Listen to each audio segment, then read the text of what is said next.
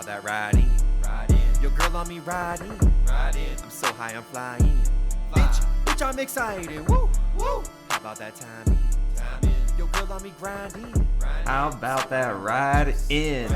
How we doing, everybody? My name is Young Pasty, aka the White Boy Wonder, and here we are, UFC 311, the first pay-per-view of the year. I am super duper excited to give you all of my predictions and picks for this card. This card's stacked, guys. There are so many fights I'm super excited about. So let's get this thing rolling. But before we do the predictions and picks, a couple things we need to go over. First, picks from last week. And let me tell you guys, not the way I wanted to start 2025. We went 6-8 on the picks. My worst pick rate ever, honestly. But when you get knocked down, you don't stay down. You get right back up. And that's what we're doing. We're bouncing back hard for UFC 311.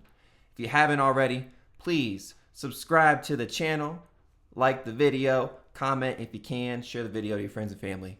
Appreciate it. Support goes a long way. Now let's get this thing rolling, folks. UFC 311, the main event. Islam Makhachev versus Arman Tsarukyan 2. This is a rematch, guys. This is a rematch. And I'm always super pumped to see an Islam fight. Come on now. He has been on a tear recently. And do you think I'm going to go against the champ? Hell no. That's who the pick is. Islam Makhachev. Let's go. Grappling, wrestling is too elite. He trains with Khabib. Enough said, right? He's already beat Arman the first time. Arman had trouble and damn near got submitted by Charles Oliveira. And I think that is troublesome because Islam is the champ. Islam is the grappling and wrestling expert. Now, when it comes to striking, I do think Arman has more power. Okay? But I think Islam uses his striking, obviously, to get to the ground. But he can strike too. All right? Don't sleep on Islam striking, okay? He's a champ for a reason, okay? So, Islam can strike too, but he's primarily using his striking to lead down to takedowns and get that control and ground and pound and look for the sub or TKO. So, pick for the main event is going to be Islam Makhachev. He is a heavy favorite, minus 425. But I think it's justified. Plus 315 for Arman if you are interested. I think the odds are pretty justified here. I'm surprised he's actually not a bigger favorite, to be honest with you. But we got Islam. Ooh. I think by sub. Islam by sub, 4th or 5th round. Arman's a tough guy. He can last that long. So, let's go. Islam's pick. We move on to the next fight. The co-main is another championship fight. Let's freaking go. We got Merab Dvalishvili. Sorry, Merab. And Umar Nurmagomedov. Plus 260 for Merab. Minus 340 for Umar. My pick for this fight is going to be Umar Nurmagomedov. I mean, the dude's related to Khabib. Okay? I think that's enough said right there. 18-0. These guys are both pressure wrestlers. But Umar does it better. I think Umar can strike better too. I think Umar does more damage than Merab. Merab's more of a let me hold you guy. Umar is more of a let me put you onto the ground and pound you and actually get some damage in. We saw how Merab fought Sean O'Malley. I mean, it was lackluster to say the least. I mean, he won, right? But was it impressive? No. I mean, I guess hugging can win you championships now. Umar does more than that, okay? Umar does more than that. And I think these odds are justified as well. Plus 260 for Merab, minus 340 for Umar. I think these are justified as well. I'm going with the favorite again. Umar to take the bantamweight championship. Let's go. I mean, that winning blood runs in the family. Umar's going to get the win here. Our next fight. Victims of Alex Pereira knockouts. Jiri twice. We have Jiri Prochazka versus Jamahal Hill. Minus 105 now for Jiri. Minus 115 for Jamahal Hill. Jamahal Sweet Dreams Hill. My pick for this fight is going to be Jiri. Now, anytime I open up Instagram, I see Jiri doing some wild retreat somewhere or doing some crazy-ish to, prepare for these fights. I think this last one he did, he stayed in a cabin by himself in the woods for 3 days or something like that. Now, is there a method to his madness? I don't know. It's gotten him this far. He's 30-5. A couple of his losses coming by, knockout from Ferreira. But, anywho, Jamahal Hill also got knocked out by Ferreira. Now, the reason I picked Jiri in this fight, I think he has a better wrestling advantage over Jamahal. I think Jamahal has a slight advantage in the striking column, but Jiri is kind of unorthodox and weird with it, And I think that he has better wrestling than Jamahal, and I think that he uses that to his advantage. Jiri by sub might be alive. Jiri by sub might be alive. But I don't know. The wildness and craziness of Jiri and his flashiness, I think will come to show in his experience. I'm just not a fan of Jamahal Hill, to be honest with you. He can't accept or get over the fact that he got knocked out by Alex Pereira. He's afraid to fight him when he went to spar. Oh, he wanted to do it without gloves. Okay. Come on, Jamahal. Really? You want to fight Alex Pereira without gloves? That's going to do you any better? He didn't want to get into the octagon and fight with him in there after the fact that, after they fought and he got knocked out. I just don't like his style, man. He's a little bitchy, to be honest with you. So, Jiri, by decision. Tough fight. Jamahal Hill will last that long. But Jiri by sub is live. But my pick for the fight, Jiri. We move on to another banger. What I tell you guys, UFC 311 is amazing. Okay? They gave us this shit card last week to prep us for all these good fights here for UFC 311. We got Beneil, Dariush versus Renato, Moicano. Money Moicano. Plus 155 for Dariush, minus 185 for Moicano. My pick for this fight is going to be Money Moicano. Look, I doubted him last fight versus BSD. He came through. I doubted him the fight before that versus whatever his name was. Looking at it right now. Jailton Turner comes out with a knockout right there. A unanimous decision over Drew Dober. That's tough competition. Riddell, subbed first round. Lost to Dos Anjos. Okay, that was a 5-round fight and a tough fight. Anywho. Is it safe to say Dariush is washed at this point? Is it safe to say that? It's tough because he's not putting out notable fights or wins since 2 years ago versus Gamrot. And these are all a split decision, unanimous decision over Tony Ferguson, wash, unanimous decision. It's tough. You get knocked out by Tsarukyan and Oliveira. Those are two very tough fighters. Now you're going up against a Money Moicano, who's also up and on the rise, who also has a bunch of momentum, who's also on a win streak here. Give me Money Moicano all day. Crafty subs, tough and gritty striking. Look, Dariush is a tough guy too, okay? But I think Money Moicano is live for a sub in the second or third round. Minus 185, his odds are coming down. He was at minus 200 something about a week ago, so almost getting to a point where you could straight money line. And minus 185 you could. You have to lay heavy, but Money Moicano is the pick, and I'm sorry, Dariush. But if you pull out a win here, then I will say you're not washed. But if Money Moicano wins, then you have entered the wash column, unfortunately, Dariush.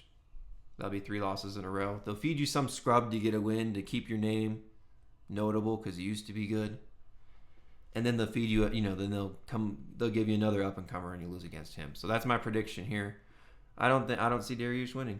Well, I think Moicano is a safe, solid pick. We move on, and holy crap, odds are changing and I'm confused.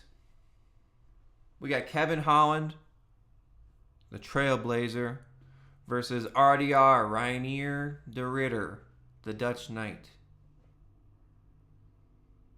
Minus 105 now. The underdog, Kevin Holland, minus 120 for RDR.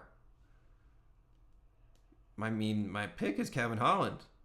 And I picked him as a favorite, and now he's moved to an underdog? That's crazy. RDR, if you guys don't know him, he wasn't, a champion in another fight league. Comes over and wins a tough fight against Gerald Meerschaert,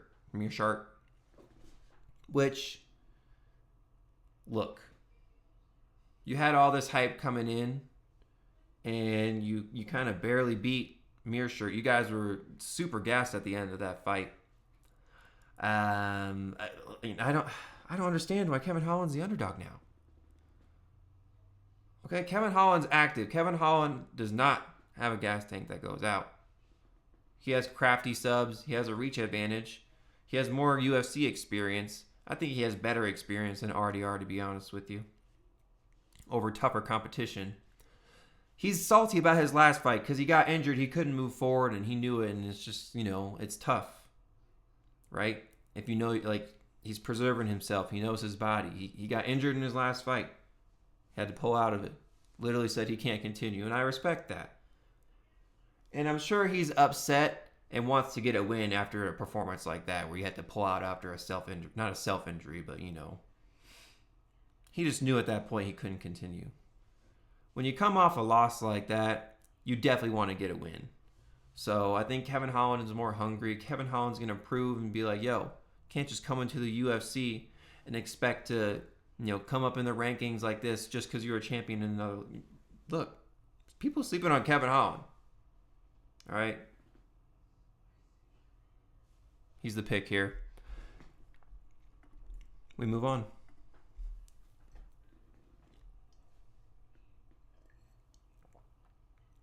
Wow.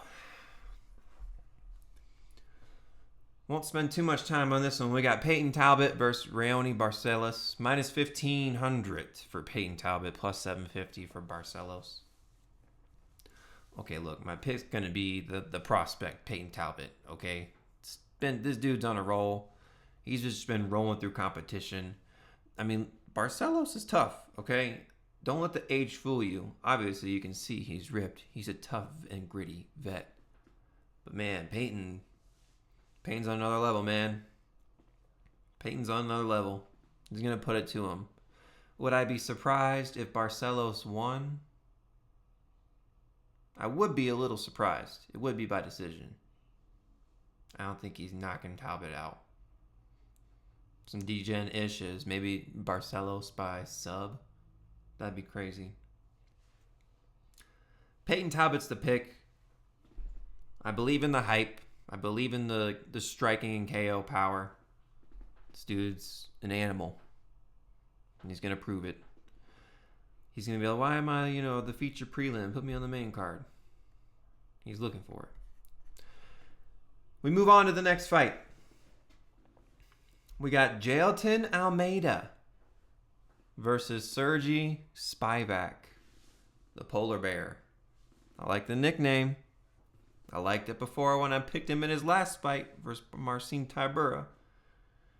Odds are pretty wide here. Minus 475 for Almeida, plus 340 for Spivac. Now, the odds are super duper wide, but I do believe they are true. We got Jailton Almeida in the pick here. Man, his grappling and wrestling's on another level, okay? I see Serghei Spivac accepting bottom position and letting Jailton Almeida go to work. Look, Serghei Spivac pulled off a crafty and tricky sub against a Marcin Tybura, who is old, okay? Is old. Anywho, Jailton Almeida's wrestling is on another level. He's going to get a sub or a ground and pound TKO. he's going to immediately shoot the takedown and get it. Against the Serghei Spivac, definitely. If he doesn't get it automatically, he's going to run him up against the cage and plop him down there. Now, this is a pay-per-view. They're going to be in a bigger octagon. It's not the Apex. They're going to be in a huge octagon there. I think that's going to come to Jailton Almeida's advantage. Especially if he gets him down in the middle of the octagon. Whew, it's over. Jailton Almeida's the pick. I like Spivac. It's tough. This is just not the heavyweight fight for him. We move on to the next fight. We got Zachary Reese, Savage, versus Sedriques Dumas, the Reaper. Minus 290 now for Zachary Reese, plus 235 for Sedriques. My pick for the fight is going to be Zachary Reese. I wouldn't be surprised if Sedriques Dumas won, because he's continually shown me improvement in the UFC. He had a little slow start. He's faced some adversity, took a couple L's. But after the fact, he's shown me improvement in all levels, striking and wrestling. But I think Zachary Reese has the advantage here. I think he has a better wrestling base. His body's wider. Dumas is going to have a notable... He looks like he's lanky, okay? Even though Zachary Reese is taller, Sedriques Dumas has very long legs and very long arms, so he's going to have the reach advantage. And look out for them kicks from Sedriques. If he utilizes them, I feel like he should be using them more. When it comes to takedowns, I think Reese is my anticipation and expectation for this fight. Zachary Reese is going to take Dumas down, and unfortunately, that's where I think most of the fight's going to end up. He has better striking, and he'll use that to his advantage to get Dumas down to the ground.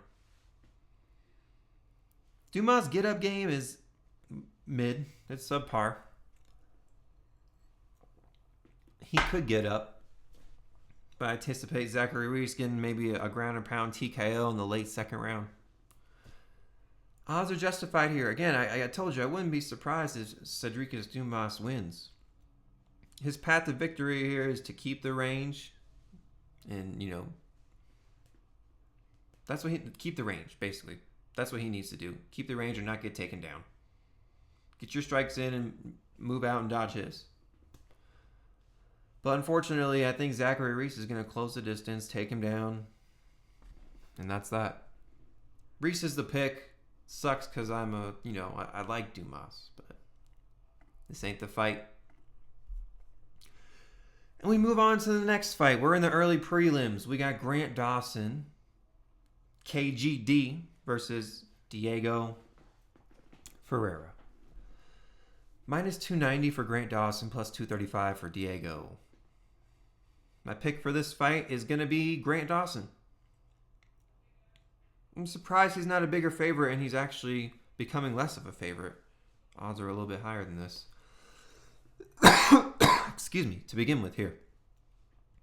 Diego Ferreira is tough, and he has put on a couple of notable wins and has shown he's a gritty, tough vet. But I don't think it's going to be up against a Grant Dawson who is on a tear right now. Okay? Win over Garcia, win over Selecki. Okay, he got knocked out by Bobby Green. Bobby Green's a good striker. He got caught first 30 seconds. Win over Ismagulov. Subbed to Madsen. I mean, his only... look at all these wins in the UFC. He only has one loss in the UFC. Been consistently winning since 2017 against notable competition. People want to say Grant Dawson's a fraud. You're wrong. And I like my Brazilians, okay? But Diego, this ain't the fight, buddy. I'm sorry. You're 39. You are tough. But Grant Dawson's going to put it on. Okay? He loves wrestling. This is a wrestling fanatic, man. So that's his game plan. I don't think this is going to be a boxing match at all. Okay? Grant Dawson's going to shoot the takedowns. Diego's going to accept him because he's a BJJ.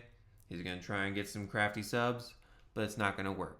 Grant Dawson is smart on the ground. Grant Dawson will beat him up on the ground. I like Grant Dawson. Add another win to his column, man. He's the pick all day. We move on to the next fight. We got Karol Rosa versus Eileen Perez. Eileen Fiona Perez. Minus 220 for Rosa, plus 180 for Perez. My pick for the fight's going to be Eileen Perez, man. My pick for the fight's going to be Eileen Perez. I don't understand why she's this big of an underdog. Okay, first off, women's fights are more of a coin flip. Unless it's, Amanda Nunes, who is now out of the UFC. Anywho, Eileen Perez has shown me improvement in all aspects, striking and wrestling. Her base has always been wrestling, but her striking has really improved in the last few fights. Now, Karol Rosa, I think, does still have the striking advantage over Eileen Perez, but I think she's tougher, and I think she'll be able to shoot the takedowns and get them over Karol Rosa. Sub? No. Over 2.5? I believe so. Karol Rosa is not going to get caught in a sub, I don't believe. Even though Eileen Perez is tricky and has caught me off guard a couple times and pulled off a couple tricky subs that you've given her credit to. But man, her striking improvements have really shown shown improvement to me. I got to go with her in this in this fight here. She's improved in all aspects: cardio, striking, and wrestling's gotten even better too. So Eileen Perez is the pick. Give me the dog. We move on to the next fight. All right. We have Rinya Nakamura, the hybrid, versus Muin Gafurov, Tajik from Tajikistan. Minus 575 for Rinya, plus 385 from Gafurov. Woo-wee. Some wide odds here. It's the dude with the hairy back. Man. They're justified, though.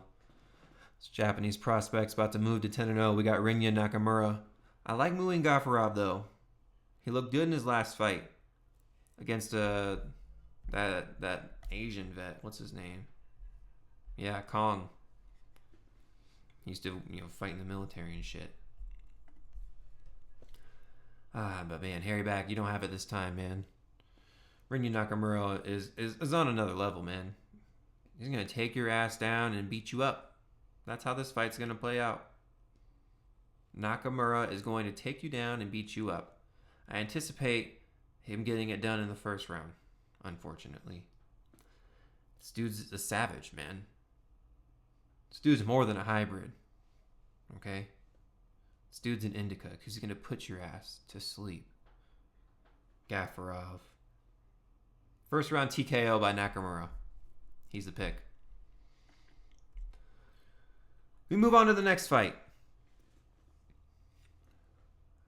This fight was rescheduled. This was supposed to happen last year. We got Ricky Turcio, Pretty Ricky, versus Bernardo Sopaj. Plus 280 for Ricky Turcio, minus 380 for Bernardo.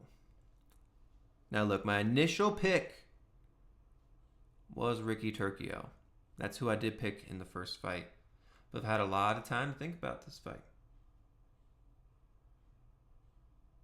And I've pick flipped. We're going with Bernardo Sopaj. I think he is able to take Ricky down. Even though Ricky did hold his own against Raul Rosas, look what ended up happening. He lost. I think Bernardo has... he's not as good as Raul Rosas.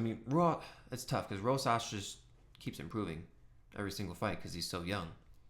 Bernardo's also young. He's 24. Ricky's 7 years older than him. So you have to take that into account too. Ricky has a lot more experience than Bernardo when it comes to fighting here, especially in the UFC. And Sopaj had a tough loss, but it was up against tough competition. His last loss here. Vinicius Oliveira, that dude's tough as shit. But I think they're giving Bernardo a winnable fight here, and that's why I picked him. That's why I flipped. He's going to be able to use his wrestling and his striking, power striking, to finish Ricky Turcio. I say second round. KO or TKO. Give me Bernardo Sopaj. We move on. This is the very first fight on the card. We have Tagir Ulanbekov versus Clayton Carpenter. Minus 360 for Tagir, plus 270 for Clayton Carpenter. My pick for this fight is Clayton Carpenter. Guys, I'm a fan of Clayton Carpenter. And he really put on his last fight. Now, everyone and their mama is going to be on Tagir Ulanbekov. And I understand. His last name is, he's an OV. He's from Russia. You think he's this elite wrestler. However, he does have a little more, UFC experience than Clayton Carpenter. Does have some notable wins against some respectable competition. But Clayton Carpenter is training with some elite competition at his gym. He showed in his last fight that he has amazing takedown defense. He went up against a relentless pressure wrestler and defended damn near every takedown. And if he did slightly get taken down, he popped right back up. Tagir Ulanbekov missed weight his last fight. And secondly, went out and did a grappling match in a different fighting league and lost. So you're going to tell me this OV from Russia is this elite wrestler, but he goes out to a grappling match and loses? Clayton Carpenter can wrestle too. Okay? Clayton Carpenter's striking is much better than Tagir's. His striking in boxing is way better than Tagir's. He can take a punch. He's tough. He has a gas tank. Plus 270. I think the dog comes through here. Give me Clayton Carpenter. The underdog is going to prove everybody wrong on the very first fight of the card. I have one more fight to go over because this fight used to be Bogdan Guskov versus Johnny Walker. However, a couple days ago, Johnny Walker had to pull from the fight. So we have a short notice replacement in Billy Elikana. To be honest with you, I don't know too much about this guy. It's his UFC debut. He's one of those prospects that moves from league to league. He's 7-1. And I got to go with the UFC vet. The one who has more UFC experience, I should say. We got Bogdan Guskov in this fight. Give me the Charovich. What a name. Look, he's shown knockout power, right? He's shown he is UFC material. This guy's coming in within a week's notice. Your first fight in the UFC. You're on the big stage in a humongous arena. I think Billy Elikana is going to fold to the pressure, unfortunately. Okay? My dude did not fly from Uzbekistan, Russia, to lose. He didn't. Okay? He's going to put on. He's been training for this. God knows what Billy Elikana has been doing. You know what I mean? So, my pick for the fight has to be Bogdan Guskov. It has to be. And those are all the fights, guys. We went through all the picks. If you've made it this far, thank you. Appreciate your support as always. Subscribe to the channel if you haven't. Throw a like on the video, comment, subscribe. We're going to bounce back hard. Okay, guys? I'm super excited for all of these fights. And I've done my research and I've done my analysis. I've put my time in. I've put the work in. I have all my picks. I'm confident in all of them. Let's go and get this cash. Patreon is free. Subscribe to it. The link will be in the description. You get all of my bets before I put my bets video out on Wednesday. Gunfire at Grandma's, my most recent single, just dropped last Friday. You heard it in the intro. If you haven't, go out on your favorite streaming service and give it a stream, add it to your playlist. It's fire. Okay? I got bars. Lastly, new single coming out this Friday. Okay? So keep your eyes peeled and stay tuned. Appreciate the support. Let's go and get this cash. Thank you, everybody.